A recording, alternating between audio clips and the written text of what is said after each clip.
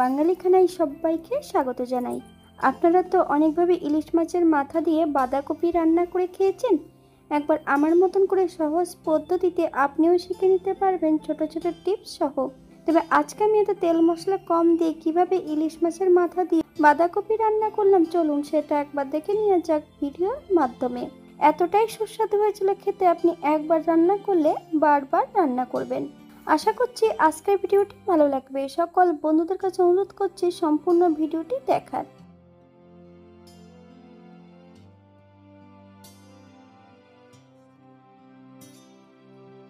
এখানে আমি আগের থেকে মিডিয়াম সাইজের একটা বাঁধাকপি বেশ সরু সরু করে কেটে নিয়েছি।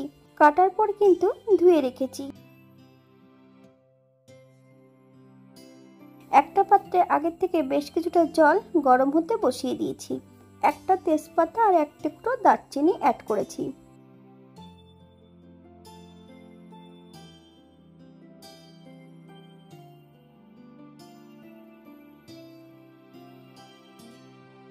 সম্পূর্ণ বাঁধাকপি অ্যাড করে দেব।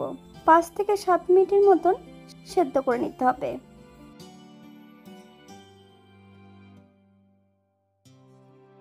এই পর্যায়ে সম্পূর্ণ বাঁধাকপি সেদ্ধ করে জল ঝরিয়ে রেখেছি।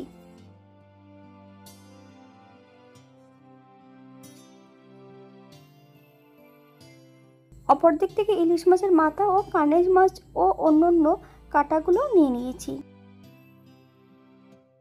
হাফ চামচ লবণ আর হাফ চামচ হলুদ গুঁড়ো বেশ ভালো করে মাছের গায়ে লাগিয়ে নিতে হবে।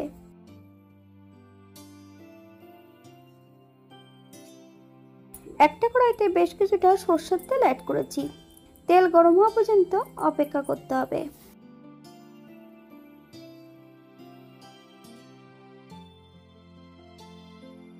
এক এক করে সম্পূর্ণ মাছের টুকরোগুলো অ্যাড করে দেব। মিডিয়াম আঁচে বেশ কিছু সময় ধরে ভেজে নিতে হবে।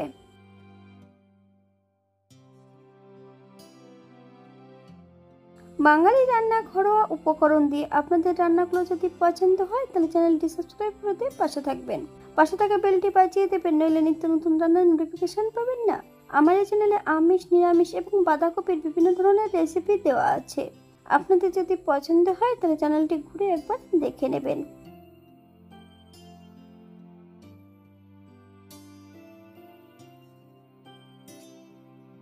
মাছের টুকরোগুলো বেশ উল্টে পাল্টে ভেজে নিয়েছি। সম্পূর্ণ মাছের টুকরোগুলো তেল থেকে তুলে নেব। আপনারা এর থেকে কম বেশি ভেজে নিতে পারেন। এখান থেকে বেশ কিছুটা মাছ ভাজা তেল একটা পাত্রে তুলে রেখে দেব। ফোড়নে রেখেছি সাদা জিরে। ফোড়ন থেকে সুগন্ধ বেরোলে আগের থেকে বেশ কিছুটা মশলা বেটে রেখেছি।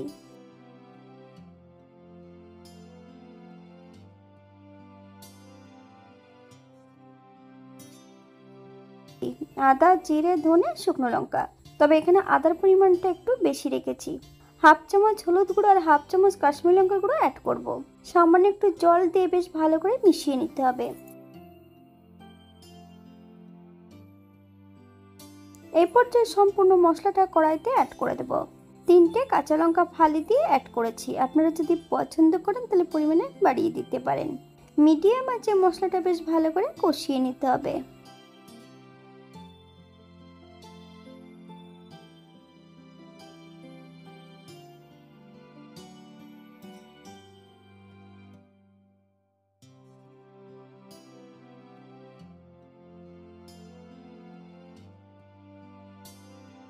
মশলা থেকে তেল ছেড়ে দিয়েছে। সম্পূর্ণ সেদ্ধ করা বাঁধাকপি অ্যাড করে দেব। হাই ফ্লেমে 5 থেকে 7 মিনিটের মতন প্রথমে রান্না করে নিতে হবে।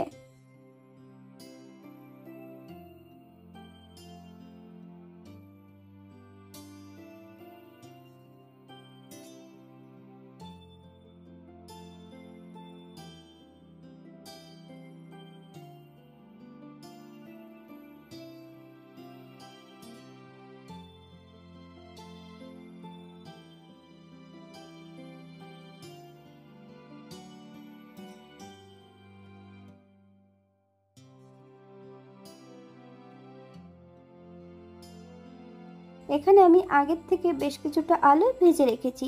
সম্পূর্ণ আলু ভাজাগুলো অ্যাড করে দেব। গ্যাসের ফ্লেমটা মিডিয়ামে রেখে 7 থেকে 8 মিনিটের জন্য ঢাকা দিয়ে রেখে দেব। অথবা যতক্ষণ সবজি সেদ্ধ না হচ্ছে ততক্ষণ ঢাকা দিয়ে রেখে দিতে হবে। শুধু ঢাকা দিয়ে রেখে দিলে হবে না, ঢাকা খুলে কিন্তু মাঝে মাঝে একটু নেড়ে চেড়ে দিতে হবে, নইলে কড়ার নিচটাতে লেগে যেতে পারে।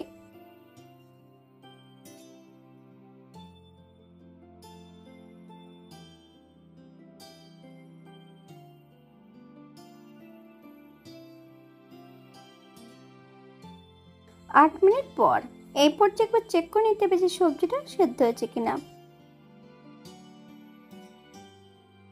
ভেজে রাখা সম্পূর্ণ মাছের টুকরো এবং মাছের মাথা অ্যাড করে দেব। মিডিয়াম আঁচে বেশ কিছু সময় নেড়ে চেড়ে নিতে হবে।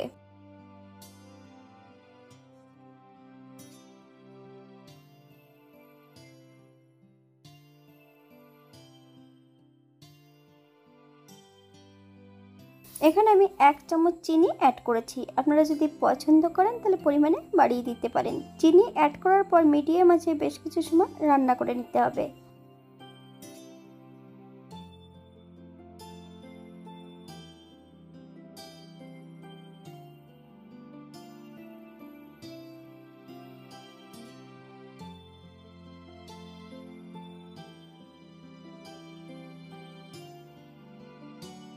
এক চামচ গরম মশলা বাটা, আপনারা যদি পছন্দ করেন তাহলে পরিমাণে বাড়িয়ে দিতে পারেন।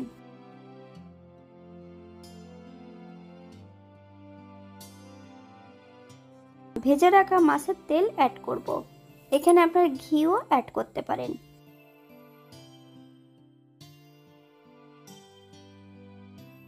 গ্যাসের ফ্লেমটা অফ করে দিয়ে 5 মিনিটের জন্য স্ট্যান্ডিং টাইম দেব, তারপর সার্ভ করব।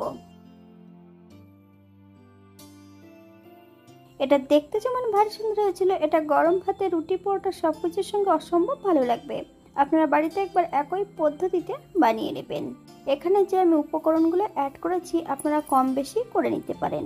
আপনারা যদি পেঁয়াজ রসুন বা অন্যান্য মশলা পছন্দ করলে অ্যাড করতে পারেন।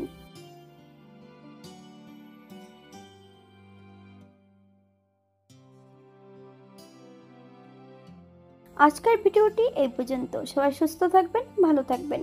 অন্যদিন নতুন রেসিপি নিয়ে আপনাদের সামনে আবার আমি হাজির হব।